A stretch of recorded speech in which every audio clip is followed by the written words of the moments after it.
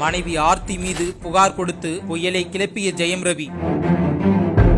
தமிழ் சினிமாவில் முன்னணி நடிகராக வலம் வரும் ஜெயம் ரவி அண்மையில் விவாகரத்து முடிவை அறிவித்திருந்தது சினிமா வட்டாரத்தில் பரபரப்பை ஏற்படுத்தியது. இதையடுத்து ஆர்த்தியிடம் இருந்து விவாகரத்து கோரி சென்னை குடும்பநல நீதிமன்றத்தில் ஜெயம் ரவி தரப்பில் மனு தாக்கல் செய்யப்பட்டது. அதே நேரம் ஆர்த்தி ஜெயம் ரவியின் விவாகரத்து தன்னிச்சையாக எடுக்கப்பட்டதாக குற்றம் சாட்டியிருந்தார். மேலும் ஜெயம் ரவியின் இந்த முடிவு முழுக்க முழுக்க என் கவனத்திற்கு வராமலும் என் ஒப்புதல் இல்லாமலும் வெளியான ஒன்று என கூறி பரபரப்பை கிளப்பியிருந்தார்.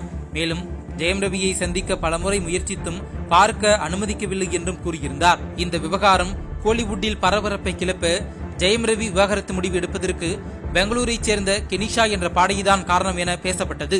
இது குறித்து செய்தியாளர்களிடம் பேசிய ஜெயம் ரவி, வாழ வீடு யாரையும் இதுல இருக்காதீங்க, அது ஏதோ பேர்லாம் சொல்லி ஏதோ பண்றாங்க, அப்படி பண்ணாதீங்க. பர்சனல் லைஃபா இருக்க